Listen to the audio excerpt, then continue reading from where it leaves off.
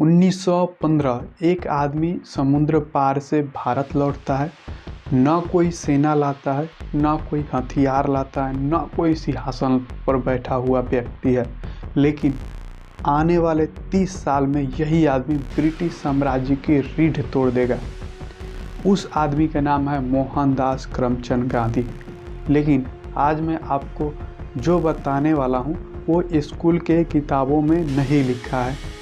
आज हम ये समझाएंगे गांधी अचानक भारत नहीं आए थे और न ही वो संयोग से भारत आए थे। वो तो इतने बड़े नेता बन गए थे कि गांधी का भारत आना इतिहास की सबसे बड़ी सोची समझी रणनीति थी। अब जरा 1915 से पहले का भारत समझिए। 1857 के बाद अंग्रेज ने भारत को लोहे की पकड़ में लिया था, यानी लोहे के जैसा एकदम जकड़ लिया था। 1857 के बाद विद्रोह दबा दिया गया था, सेना बांट दी गई थी, राजा ख़त्म कर दिए गए थे। लेकिन एक चीज़ तेज़ी से बढ़ रही थी और वो थी गुस्सा। यह गुस्सा अब तलवार में नहीं दिमाग में पड़ रहा था। कांग्रेस थी, लेकिन कांग्रेस आम जनता तक नहीं पहुंच पा रही थी। वकीलों की भाषा किसानों को समझ में नहीं आ रहा था। अंग्रेजी भाषण मजदूरों को कुछ नहीं समझ में आता था। भारत को एक ऐसे नेता की ज़रूरत थी जो पढ़ा लिखा भी हो, आम आदमी जैसा लगे देखने में, अंग्रेज़ों की भाषा भी समझे और जनता की पीड़ा भी। और यही गांधी फिट बैठते थे यहीं पे। अब जरा गांधी को भारत से बाहर समझिए। गांधी इतना दक्षिण अफ्रीका में थे, वहाँ उन्होंने 20 साल बिताए थे दक्षिण अफ्रीका में गांधी ने। वहाँ उन्होंने अंग्रेज सत्ता को करीब से देखा। वहाँ उन्होंने समझा अंग्रेज तलवार से नहीं, कानून और नैतिकता के नाटक से राज करते हैं।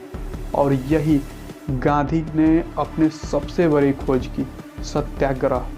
अब ध्यान से सुनिए, सत्याग्रह कमजोरी नहीं था। सत्याग्रह अंग्रेजों की सबसे बड़ी कमजोरी पर हमला था।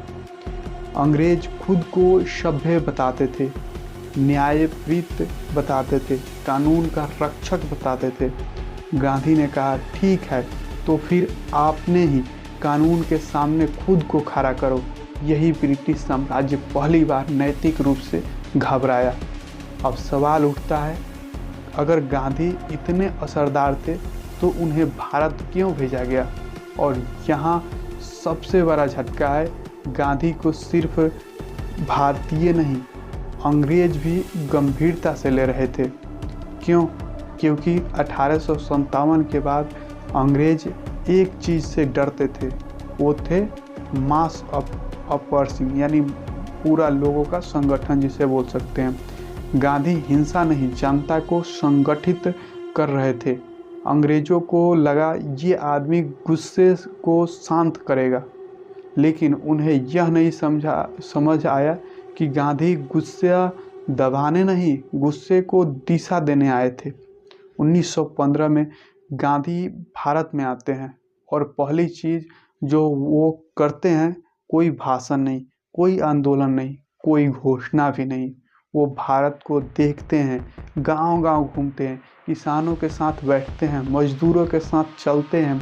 और यहीं गांधी एक बात समझ जाते हैं, भारत की लड़ाई दिल्ली में नहीं जीती जाएगी, भारत की लड़ाई गांव से जीती जाएगी। यही सबसे बड़ा टर्निंग पॉइंट था। अब आते हैं 1917, चंपारण, गांधी जी का पहला सत्याग्रह, नील किसान।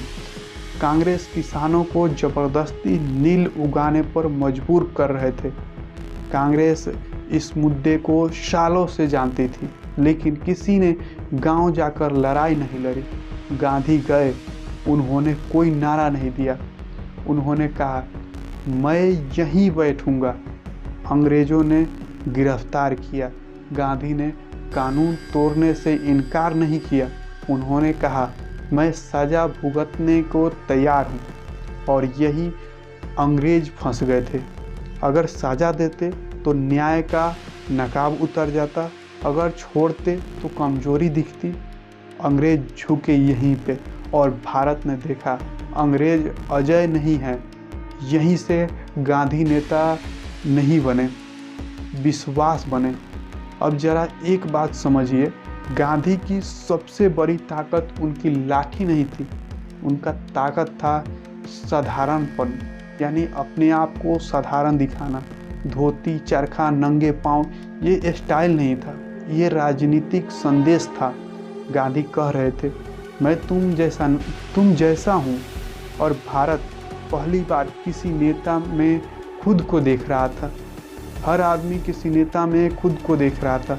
अब सबसे खतरनाक सवाल, क्या गांधी परफेक्ट थे? नहीं। क्या उनसे गलतियां हुई? हाँ, उनसे भी गलतियां हुई हैं, लेकिन एक बात इतिहास को माननी पड़ेगी, गांधी ने आज़ादी की लड़ाई को एलिट से निकालकर आम आदमी के हाथ में दे दिया। और यही अंग्रेज़ों की सबसे बड़ी हार थी, क्योंकि सेना को हराया जा सकता है, लेकिन जागी हुई जनता को कभी नहीं हराया जा सकता। अब आखिरी बात, बहुत ध्यान से सुनिएगा, गांधी भगवान नहीं थे, गांधी राजनीतिक संत भी नहीं थे, गांधी राजनीतिक योद्धा भी नहीं थे। उनका तलवार अहिंसा थी, और अहिंसा कमजोरी नहीं थी, वो सबसे खतरनाक हथियार था। एक सभ्य साम्राज्य के खिलाफ हथियार था। गांधी भारत को आज़ाद करने नहीं आए थे, गांधी भारत को जगाने आए थे। और जो देश एक बार जग जाता है, उसे फिर कोई गुलाम नहीं बना सकता। तो दोस्तों, ये वीडियो यहीं पे समाप्त होता है। आपको ये वीडियो कैसा लगा कमेंट करके बताएं। मिलते हैं फिर अगले वीडियो में।